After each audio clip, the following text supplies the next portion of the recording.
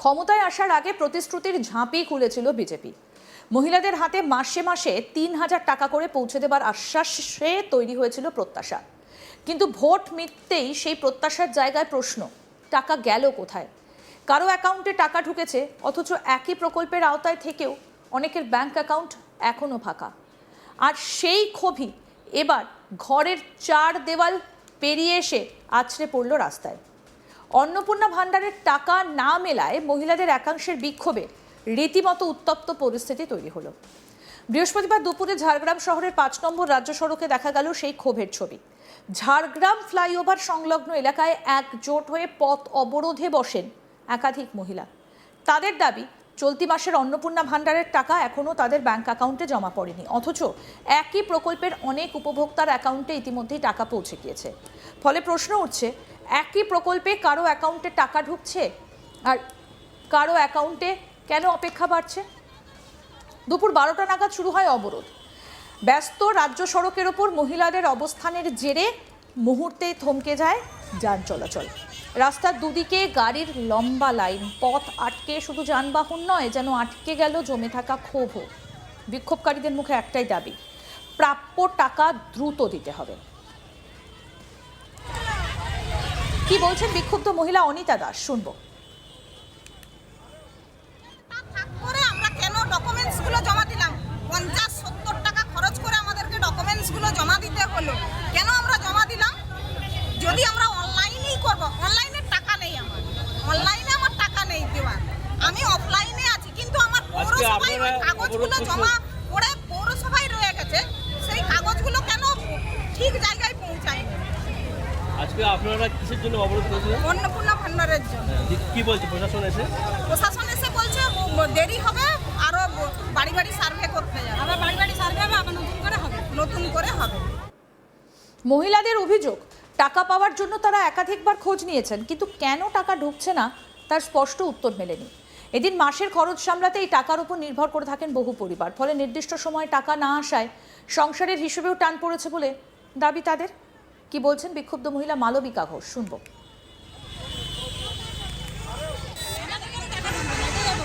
কিসের টাকা?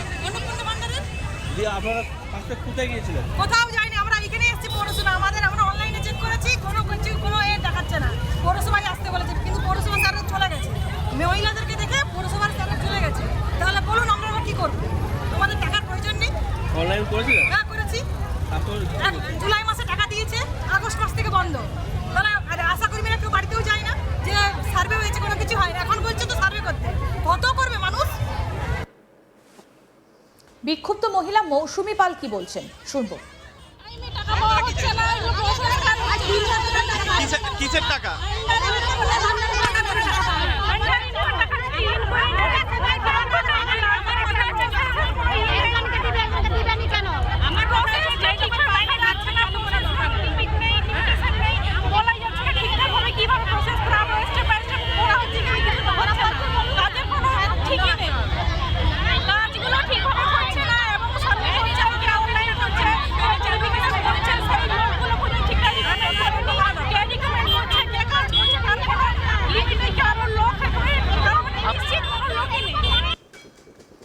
সবথেকে বেশি ক্ষোভ তৈরি হয়েছে অন্য উপভোক্তাদের অ্যাকাউন্টে টাকা ঢুকে যাওয়ার ঘটনায়। একই প্রকল্প, একই সময় টাকা পাওয়ার কথা, তাহলে তাদের ক্ষেত্রে এমন দেরি কেন? সেই প্রশ্নের উত্তর না মেলায় ক্ষোভ আরও চড়তে থাকে। শেষ পর্যন্ত বৃহস্পতিবার আর অপেক্ষা নয়, সরাসরি রাস্তায় নেমেই প্রতিবাদের সিদ্ধান্ত নেন তারা। খবর পেয়ে ঘটনাস্থলে পৌঁছয় ঝাড়গ্রাম থানার পুলিশ। বিক্ষোভকারী মহিলাদের সঙ্গে কথা বলে পরিস্থিতি স্বাভাবিক করার চেষ্টা করা হয়। দীর্ঘক্ষণ অবরোধ চলায় রাজ্য সড়কে যানবাহনের চাপ বাড়তে থাকে। পরে ঝাড়গ্রাম থানার আইসির পরামর্শে অবরোধ তুলে নেন মহিলারা। ধীরে ধীরে স্বাভাবিক হয় যান চলাচল। কিন্তু রাস্তা থেকে বিক্ষোভ সরে গেলেও প্রশ্নটা রয়ে গেল, প্রতিশ্রুতি মতো ৩,০০০ টাকা নিয়ে যে প্রত্যাশা তৈরি হয়েছিল তার বাস্তব ছবি কি? কেন এখনো অনেকের অ্যাকাউন্টে টাকা পৌঁছয়নি? কবে মিলবে তাদের প্রাপ্য? সেই উত্তরই এখন চাইছেন বিক্ষোভকারীরা। তাদের দাবি শুধু টাকা দেওয়াই নয়, কেন এই দেরি তারও স্পষ্ট ব্যাখ্যা দিতে হবে প্রশাসনকে। কারণ প্রতিশ্রুতির পর অপেক্ষা অনেক হয়েছে। এবার চাই টাকার নিশ্চয়তা, চাই জবাব। একই ঘটনা রাজ্যের দিকে দিকে। ব্যাংকের অ্যাকাউন্টে এখনো ঢোকেনি অন্নপূর্ণার ৩,০০০ টাকার সেই ক্ষোভ বৃহস্পতিবার সকালে আগুনের মতো ছড়িয়ে পড়ল কোচবিহারেও। সরাসরি রাজ্যের নারী এবং শিশু কল্যাণ দপ্তরের মন্ত্রী মালতী রাভারাবের বাড়ির সামনে হাজির মহিলাদের দল। মুখে একটাই প্রশ্ন, ফর্ম যখন নিয়েছেন টাকা কোথায়?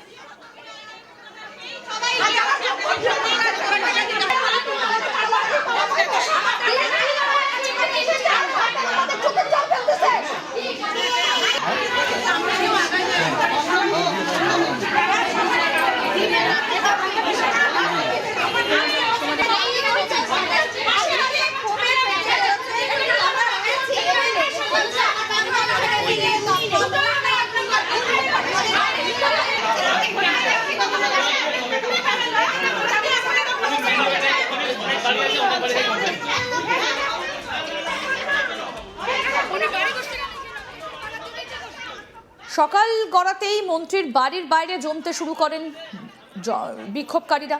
হাতে কারো কাগজ, কারো মুখে ক্ষোভ, আবার কেউ সরাসরি বলতে শুরু করেন তাদের বঞ্চনার কথা। 3 মাস আগে অন্নপূর্ণা প্রকল্পের জন্য ফর্ম পূরণ করেছিলেন। আশা ছিল সরকারি প্রকল্পের টাকাটা সময় মতো সংসারে পৌঁছে যাবে, কিন্তু সেই আশাই এখন পরিণত হয়েছে ক্ষোভে। বিক্ষোভকারীদের অভিযোগ, আবেদন করার পরেও এখনো পর্যন্ত তাদের অ্যাকাউন্টে কোনো টাকা জমা পড়েনি। দিনের পর দিন অপেক্ষা করেও যখন মেলেনি উত্তর, তখনই এবার তারা পৌঁছে গেলেন সেই জায়গায় যেখান থেকে জবাব পাওয়ার আশা করছেন। কারণ অন্নপূর্ণা ভাণ্ডার বন্টনের দায়িত্ব যে দপ্তরের অধীনে, সেই দপ্তরেরই মন্ত্রী মালতী রাভারাই। কি বলছেন বিক্ষোভকারী মহিলা, শুনব।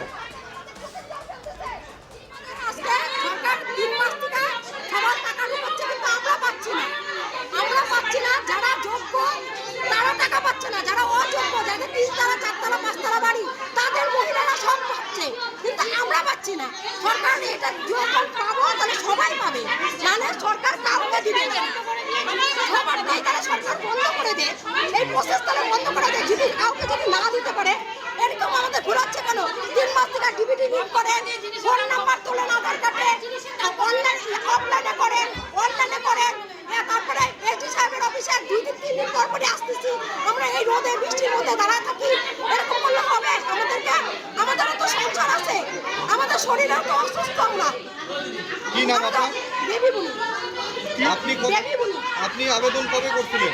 আমি আবেদন করছি, অফলাইনে করছি হলো 4 তারিখে জুন মাসে, আর জুলাই মাসের 2 তারিখে করছি অনলাইনে। আজকে কবে থেকে করতেছি? 11 টাকা ঢোকে না, না। 11 টাকা পাই না। আপনি কি করেন, কাজ কি করেন? কিছুই করি না, আমি হাউস ওয়াইফ, আমার বউ অন্য দোকানে কাজ করে। বাড়ি কোথায়? ফলে এদিন আর চুপ করে অপেক্ষা নয়, মন্ত্রীর বাড়ির সামনে দাঁড়িয়ে কার্যত প্রশ্ন তুললেন মহিলারা। তাদের দাবি, কাগজ নেওয়া হয়েছে, আবেদন করা হয়েছে, তাহলে টাকা আটকে কেন? কোথায় আটকে রয়েছে তাদের প্রাপ্য টাকা? কবে মিলবে সেই 3000 টাকা? তুমুল বিক্ষোভে মুহূর্তেই চড়ে ওঠে উত্তেজনার পারদ। কোচবিহারের পর দেখা গেল এদিন ঝাড়গ্রামে সেই একই বিক্ষোভ, কবে মিলবে টাকা? আরও আপডেট পেতে দেখতে থাকুন আজ তাক বাংলা, সাবস্ক্রাইব করুন।